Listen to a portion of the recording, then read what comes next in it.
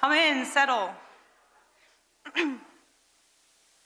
Sorry, y'all got me again after lunch here. Andrea Tarnecki from Auburn University, and I am here with Ellen.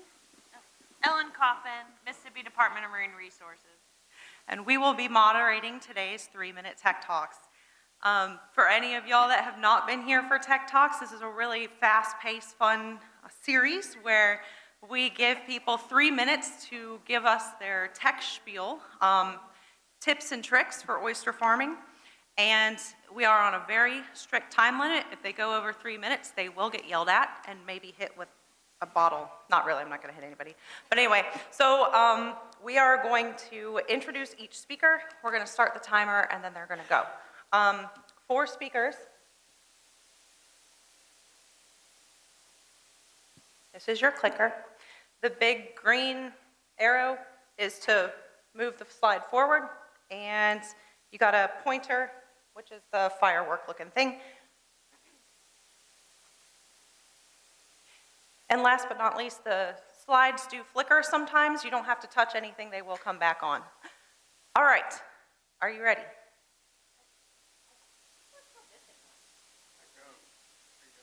All right. Oh. All right. First, we're going to start with a Mississippi farmer. Holy Ground Oyster Company was founded in 2021. Yes, I picked him first. By Thomas Piecuch and his father Sean. And what started as a let's see if this works side hustle quickly became a full-time operation built on science, grit, and strong attachment to the life on the water. With backgrounds in marine science and engineering, they grow resilient, high-quality oysters in our high-energy waters of the Mississippi Sound. And in just a few short years, they've excelled as Mississippi farmers and become one of our top producers. All right. Where's the clicker? All right, here we go. This is Mississippi Low Tech Talk Part 3. Every year we've kind of done a little bit of a hint, trick of the trade that we've done to show. All right, it's not going. It's not going. Hello? Oh, it's over. All right, anyways, who needs this? I have a prop. Wherever it went. The focus of our talk is evaporative cooling. It is using nuclear technology, and it is the oldest way to cool something known to history. I have this piece of canvas here. Oh, looks like we're talking about Alabama. We have this piece of canvas here. We dip it into open, approved waters. We take it. My mom actually made this. It's pretty nice. Watch this.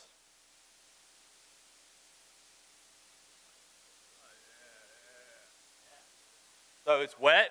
You put it in your open, approved waters. You put it on the boat. It sits there. You're harvesting. You've got short time windows, especially in the warmer months. So your time out of water is really short.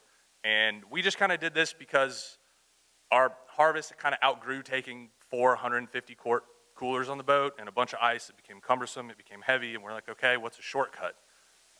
We tried this out, and I realized when they asked about a tech talk this year, I was like, well, I do have data, because we're also our own dealer, so we track oyster temperatures. And the crux of it is, over 11 different harvests from September to October, we actually have a average delta of 9 degrees below what the water temperature is by the time we've wrapped up our harvest when it goes into the cooler.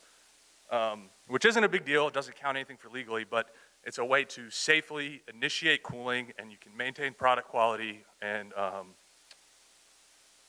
don't know, there's a chart with all the data on it somewhere. Yeah, evaporative cooling. So, technical malfunctions. Am I over time yet? Whoa, 1 minute. Okay. So things kind of went off the rails there. But yeah, here's the chart. Time out of water on the bottom. Oyster temperature when the harvest is wrapped up. The average delta between water temperature and oyster temperature is 9 degrees Fahrenheit. It's kind of varied between time out of water from first out, last in. But just in a way, if there's a lot of talk this weekend about how to cool oysters in the warmer months without essentially killing them, reducing shelf life, and maintaining quality. So this is kind of something we've done this fall, and it seems to have helped. So that's it. Oh yeah, patent pending on these. If I see anybody using these, you'll get a cease. I'm just kidding.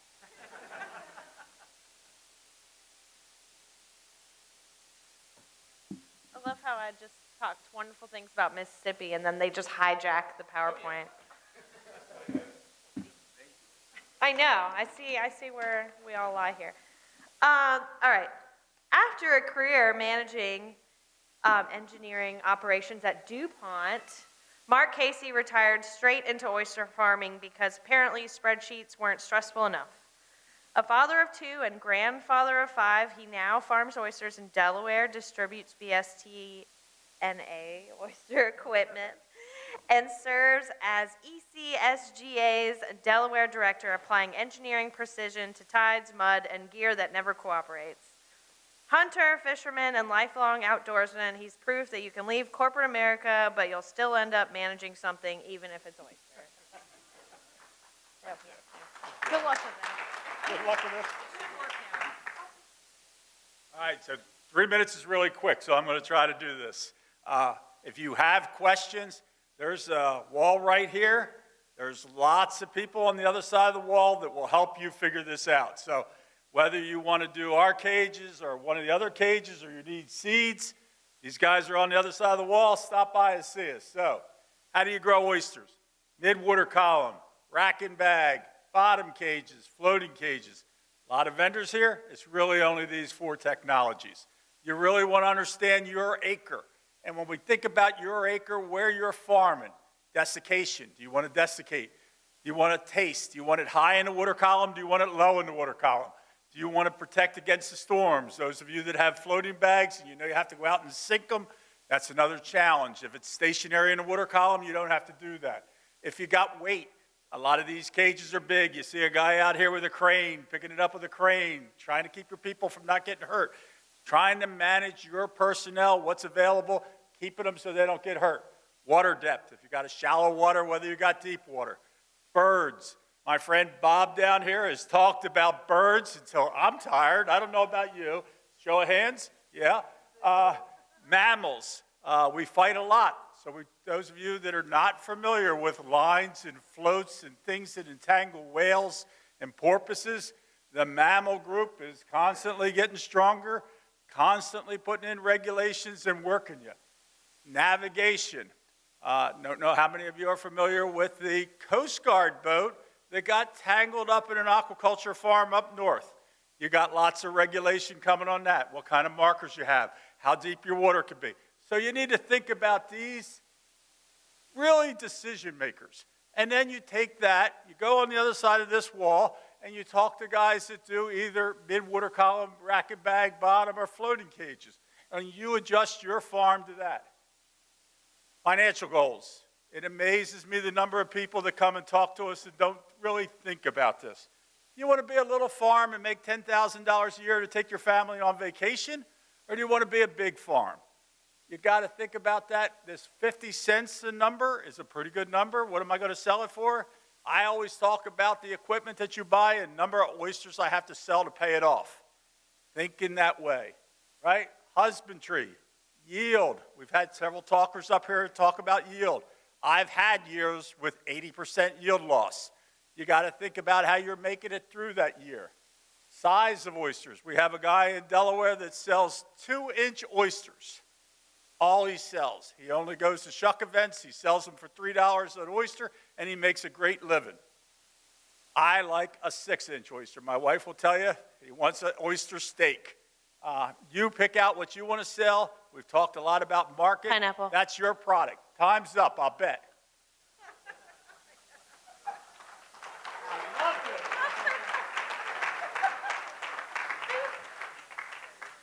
Oh, my God, that's so funny. I love it. Okay. I know, I was just like, I didn't know how loud it was going to be, so I was like, pineapple. Okay. Christopher Smith is the operations manager at Mobjack Bay and Whitestone Oyster Company in Virginia, which basically means if it involves oysters, moving, growing, packing, or shipping, he's in the middle of it. He oversees the nursery, farm, wholesale processing, personnel, and logistics, juggling tides, trucks, and timelines like it's just another Tuesday. From seed to shipment, he keeps the operation running smoother than a freshly sorted cage. I was nice to you. You weren't lying when you said you churched it up a little bit there. With 3 minutes, the temptation is always to try to cram as much information into a short amount of time as possible. But I thought I would slow things down and talk about spreadsheets. And as we've grown at MobJack and tried to get better at what we do, that comes along. At the hatchery, at the farm, at our packing plant, we started collecting more and more data through our daily operations. And as those piles of data sheets and spreadsheets began to accumulate, we ended up spending a lot of time entering this data, QCing the data, and we needed a way to distribute data collection and data entry to the people doing the work, and also to ensure that the information was getting logged in a way that we could actually, it was usable when you actually got it into the spreadsheet. And so what we've done, we've started using a lot of Google Forms to Google Sheets. And I'm going to press the button for the next slide here. So it's free. That's one of the great things about it. It's simple. It's free. It allows us to take that information from the people doing the work, get it into the computer quickly. We use it to help keep track of yields in the hatchery, the nursery, inventory, farm, packing, and production. You can manage what you can measure. And this has been crucial for us in terms of guiding decisions in our daily operations. So how do we use Google to do this? Google Forms allows you to build a questionnaire or a data sheet, easily enter the information on a tablet, so you can have it in the field, have a waterproof tablet. You can eliminate paper data sheets, you can eliminate multiple steps of data entry, and you can collect that information at the source. Just as importantly, on the back end, all of that data is formatted just the way you want it, so you can manipulate it in a spreadsheet without having to fiddle around with the numbers too much. And if you have a Google account, you click on the grid of dots, let's see, right up there in the right-hand corner of your computer, scroll down through all the different Google apps to Forms, which looks like that. How am I doing on time?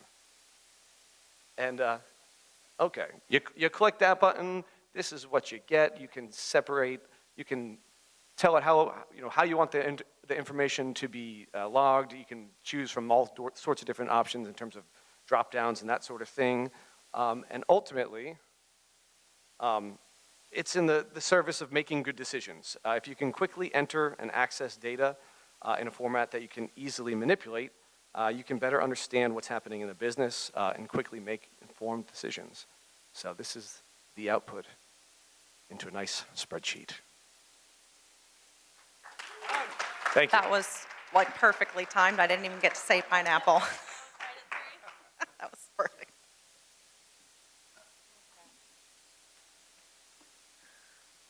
Oh, Scott. No, I'm just kidding.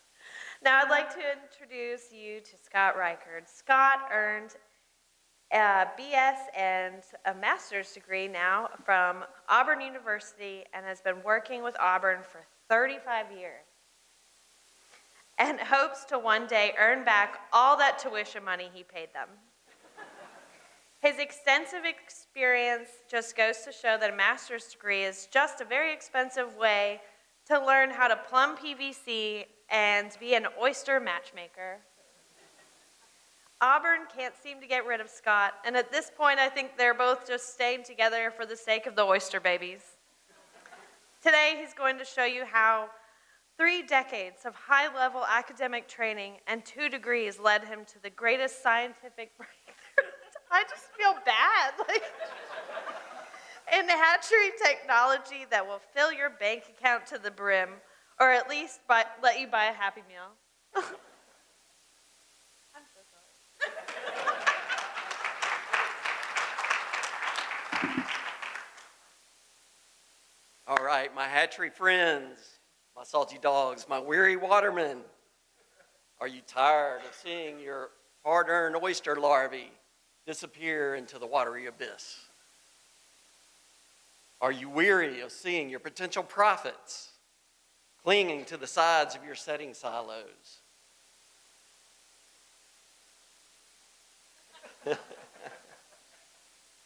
I see the despair in your eyes. I know you're looking for a miracle.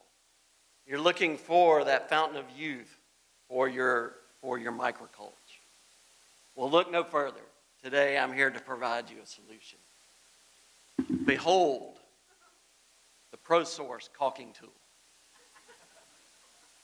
Retail price, $11.68. Now, I know what you're saying. You charlatan, I can go buy this at any hardware store. But it's in how you use the tool. Now, we know our oyster larvae should be down there in our microculture, setting on that microculture. But they're rebels. They want to set on the walls of our setting silos. Well, with one sweep of this ergonomic wonder, you can scrape those little bastards back into the microculture.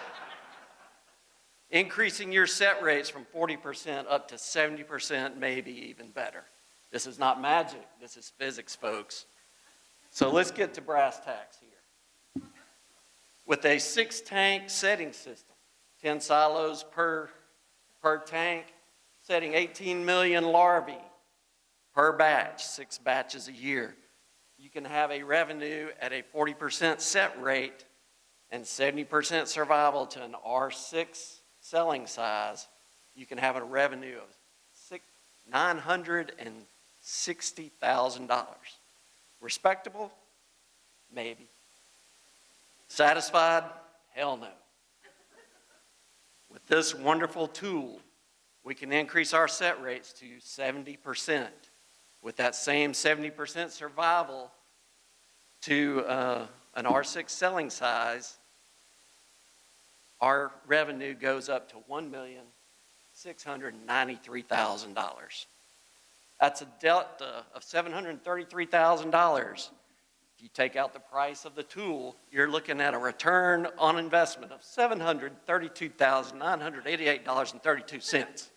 That's a 6 million % return on investment. You are not going to get that on Wall Street, folks. You're only going to get it in the hatchery.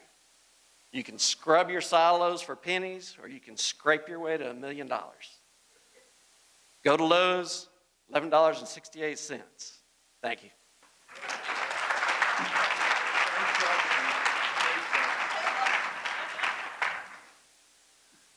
Oh, that's awesome. That's tough to follow. John? Oh, okay. John runs Serenoa Shellfish in Florida Panhandle, producing skipper sweets in the waters of Skipper Bay near Sopchoppy. I feel like that was a Dr. Seuss line. I did that just so you have a hard time. Oh, thanks. Sopchoppy's not even Well, I should have practiced it, apparently. Where he also lives with his family, so there's truly no escaping the oysters. When he's not watching the tides, and he's probably explaining to someone why just one more cage is never just one more cage. Skipper sweets are raised where he calls home, proving you really can turn backyard water into front row flavor. Oh, you're welcome. All right. Next year. Appreciate it. No. Hey, everybody. Well, I was going to talk about oyster farming, but after that, I think I'm going into hatchery business, and I'm going to get one of those tools. So, do we have a slide? Okay, come on. Green button? Big one. Oh, go back. There we go. All right, so when I thought about this, I was thinking, what am I going to talk about? Our site is so specific, the sites we use, so I'm like, man, everything I do, how is it going to apply to all these people that do it so differently? So I figured this would be very Beth Walton specific, is how to get yourself a flock of birds to entertain Beth with, and that's our bird. But the real thing I'm going to talk about is I hate scooping oysters. I hate picking them up and putting them somewhere. So every time I'm handling oysters, I like to have a way to affect them some other way than just the sorting and dumping. So I really like to use these silicone tubs because I use a lot of Australian longline gear, And I can fill them really easy with it. It's just one of those tips that I thought about, how do I use stuff every day? And that's something I use every day. Like I said, I use all different types of gear, and this is the majority of what I use is SEPA 15 liter on a long line, but I also use bag gear, side float gear, cage gear, and I thought about it and I was like, you know what, I use, this sounds like a SEPA advertisement, it's not, because I use all types of gear for the sites, but when we're doing volumes for stocking densities, everything like that, even when I'm using cage gear, I'm always using these 15 liter baskets. One of them is, I always know my stocking density just based on volume, so I can adjust it however I want to. The other thing is, if I feel like I want to touch these oysters a little bit more, break bills, if they go through the tumbler, we're having really quick growth rates, shake. We shake them every time. Or if I feel like, all right, I don't want to do that, I've still got my stocking density, and I'm able to fill bags. They also fit right in the bags, so it makes it really easy to fill. And that was just something I was thinking about with all the weird stuff I do on the farm that wouldn't be applicable to anybody, particularly just talking to birds all day. What do I use every day that could apply? That's it. So appreciate it. Did I get even close to 3 minutes? Yeah. I can do more technical malfunctions, so thanks, everybody.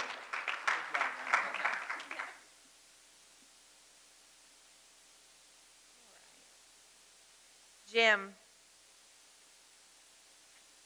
Jim is a business leader for PMAR, a nonprofit organization that operates the largest oyster hatchery in Texas, and perhaps, depending on your criteria, the Gulf. When Jim isn't busy growing baby oysters, he's talking about them, consuming them, promoting them, and advocating for more of them throughout Texas. He's also a bourbon snob, a reformed CrossFitter, and more recently, Magic the Gathering enthusiast.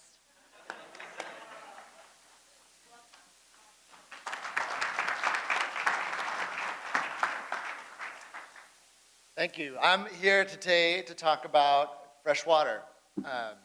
It's kind of a key ingredient in the terroir of your oysters. It changes the salinity, brings in vital phytoplankton nutrients that make your particular farm site taste the way that it tastes.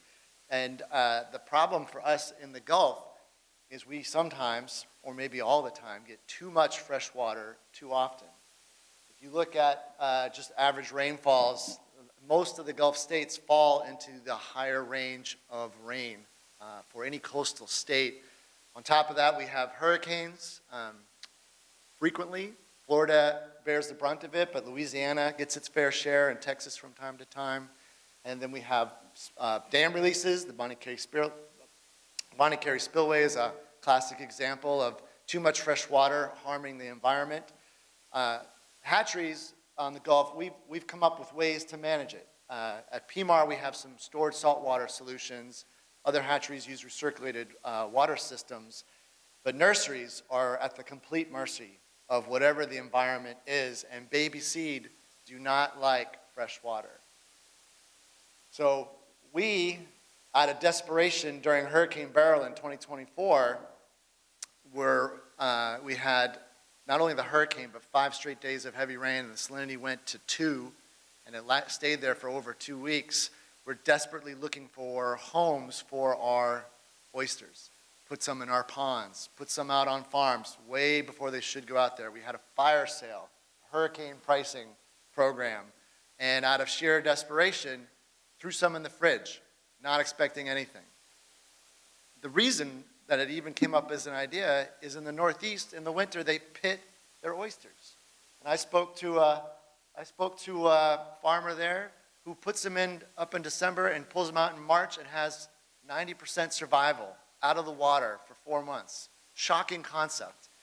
So we said, heck it, they're gonna die anyway, stick them in the fridge. And to our great surprise, a lot of them survived. So we said, all right, maybe it's a fluke, let's do a little more work on this, and actually ran a trial after that. I wouldn't say that it was a fully blown scientific process, but it's a shuck around and find out type of trial. And we're very surprised to have confirmed the results. You know, the bigger the seed, the longer they seem to survive. And the numbers on the bottom is the millimeter size. And the color codes, the dark blue is 7 days. The light blue is 2 weeks, and then 3 weeks. And you can see all of them survived at a 90% survival over 1 week. Well, how many of us have a salinity crash where, man, if you could buy that 1 week Pineapple. back. Brutal. Sorry, it's brutal. It's hard for me to do that. Brutal. Thank you. Great job.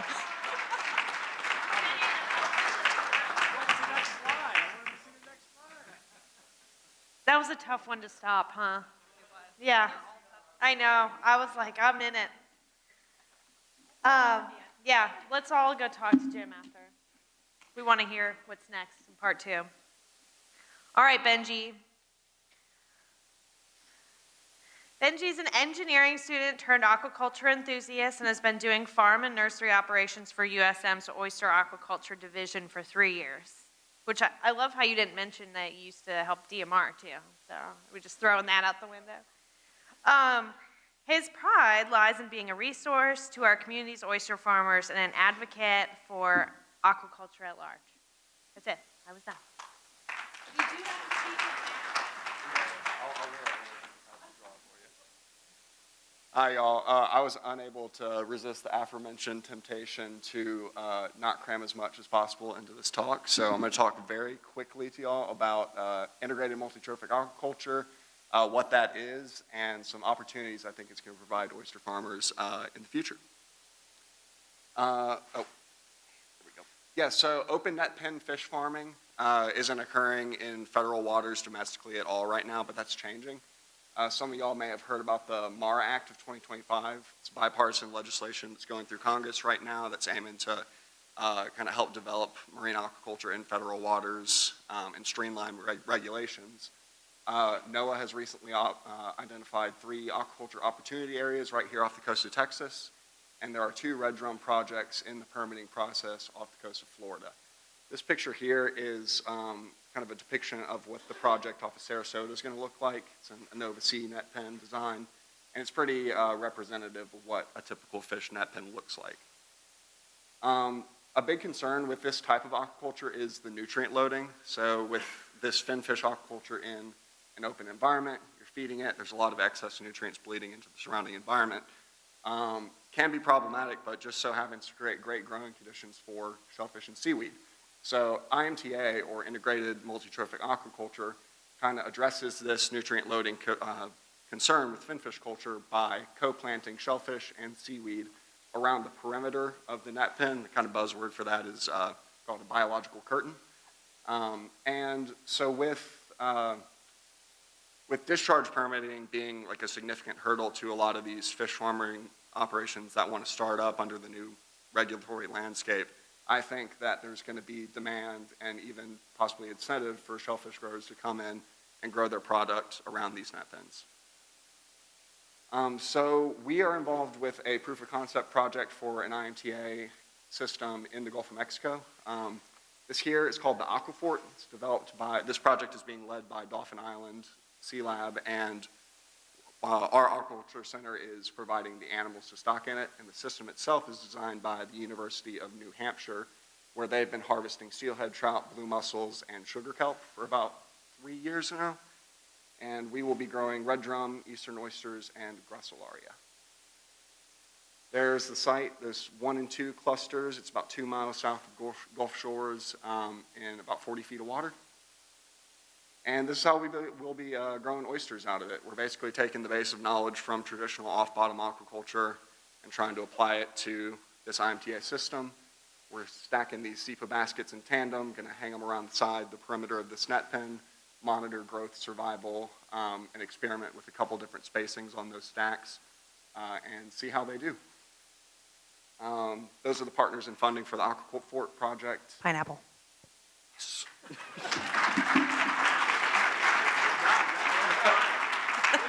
Good job.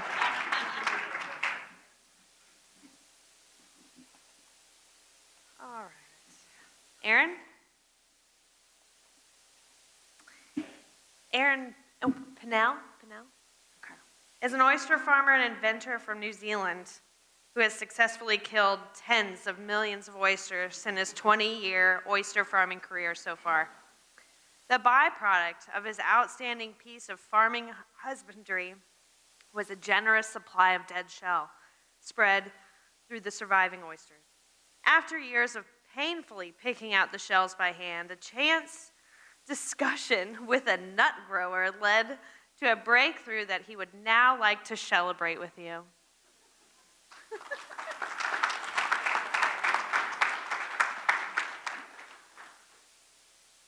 Okay, welcome. First of all, I'd like to say that is not my slide. We're just going to go right over. We'll try going back again. Shall we? Okay.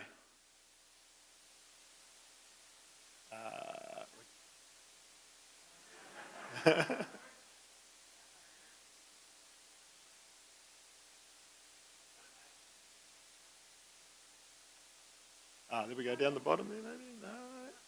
I kind of need the video. I do. You have a video? I do have it. We can plug Here, in. let me go. Can we hook up a video to it? We You got got thumb drive? time, yeah. The whole thing's on there. Is that okay? Yeah, do you want Because me to do it's it, kind or of do you without the want to do video, I it? can't. There's yeah. other things on here? There is, but you'll see it. Okay. Am I allowed to keep talking for free? No.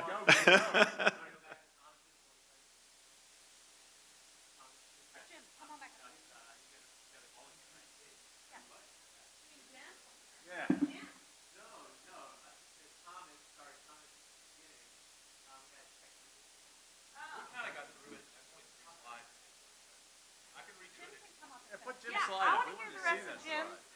Sorry. I don't actually know how to get to it. Hit the back button. Yeah, that one, until you find it. Do I find it?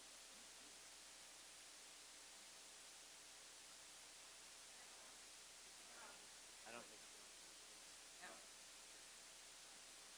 There you go. I think someone else has got control of it.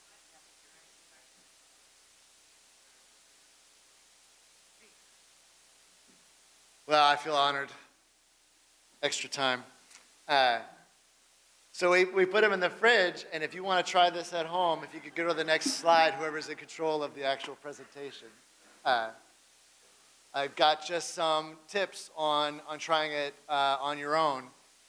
Essentially, you want to pull them out of the water before the salinity crashes. The rains are coming. You know what's going to happen in your bays. You don't need to wait for your meter to tell you it's gone to crap. Go ahead and get them out, dry them up, keep them moist, put them in an insulated cooler with maybe some newspaper on the bottom, insulated cooler. Thank you.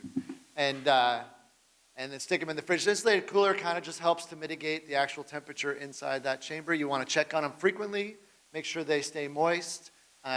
I think one of the other sort of key ingredients is you can't just pull it out of the fridge and stick it back into the flupsy or into the upweller. They need time to acclimate just like a good steak. So you got to pull them out. You got to let them come to room temperature, put them back in your silos. You got to make sure, just like the pitting in the Northeast, that the food is there for them to go and that the salinity is back to a healthy level. But the bigger the seed, honestly, I'm not sure what the upper limit is. We hope to do another trial on that and really figure out what is the range there. But, desperate times, and it's a good solution, and we all have a junk fridge sitting around somewhere. Thank you, Jim, and please forgive me for pineappling you earlier. All right, Aaron, I think we are ready. Okay, take two. Right.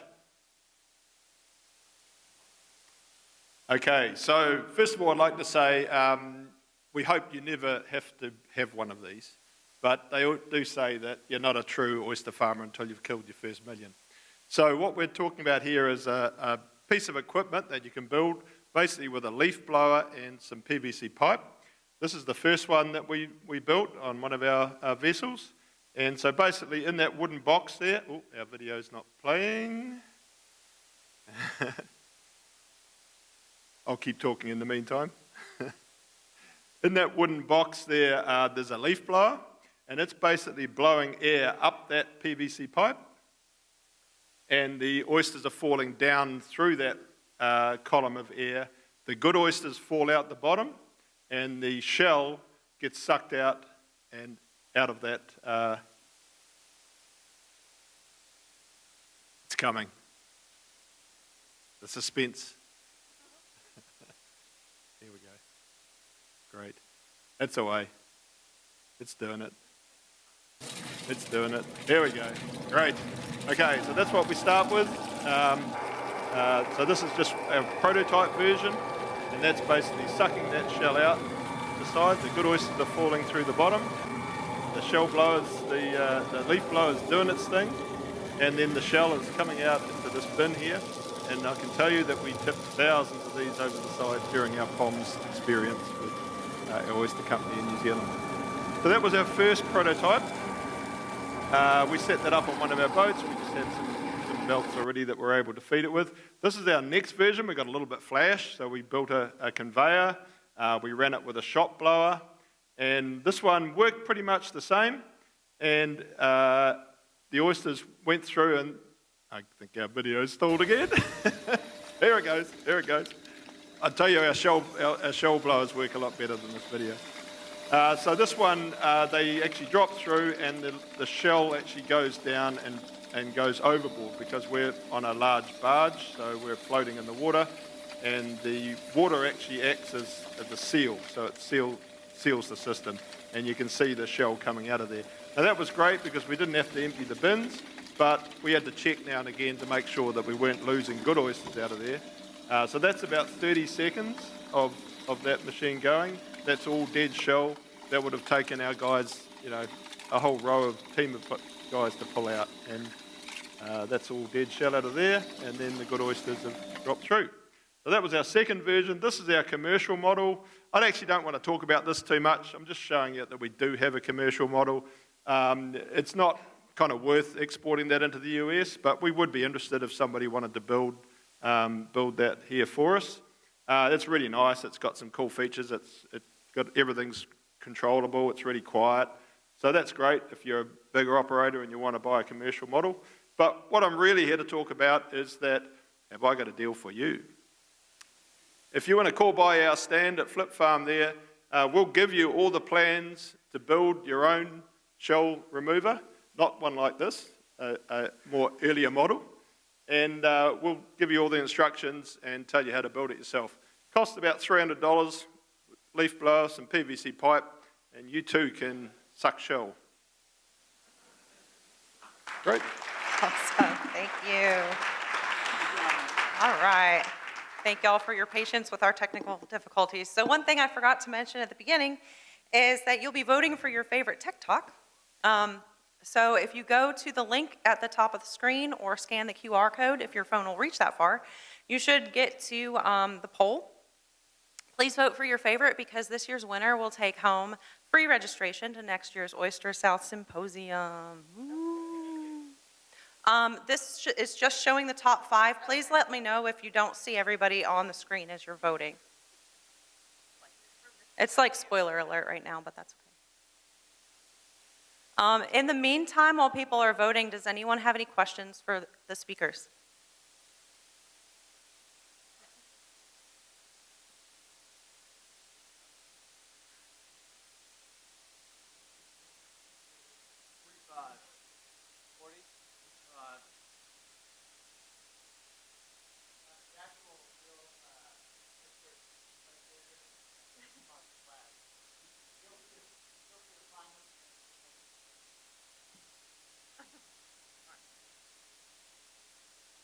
Other questions? Yes, above freezing.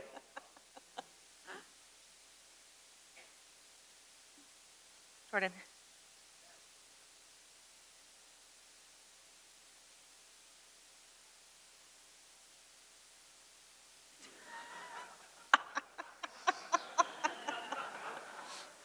Did you see the other videos? Is that what? About 3 inches. And congratulations, Aaron, that's awesome.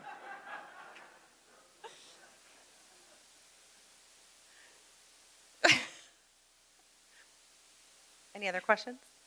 How much time we got, Bill? How are we doing? Okay. We got about 5 minutes. We'll leave voting open. We'll stand here awkwardly unless someone else has a question. Ellen, you got any jokes? No.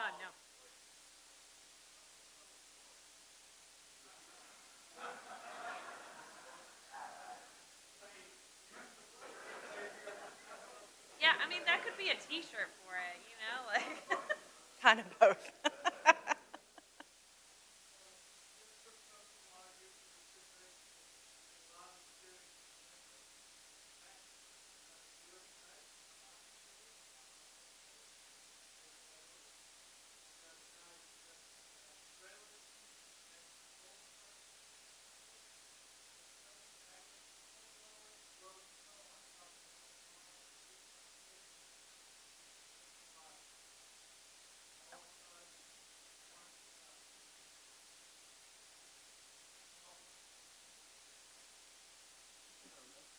Last call on votes. Sorry.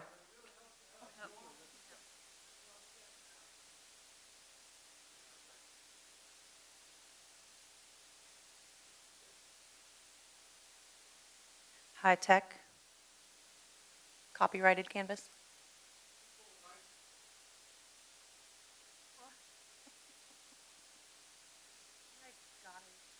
All right. Looks like we have a winner.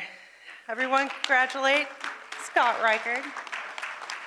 And please give a round of applause to all of our Tech Talk people today. Everybody did an awesome job and kept up with the technical difficulties very well. So if you're interested in doing a Tech Talk next year, please reach out to Ellen and I, and we'll get you on the list. Thank y'all.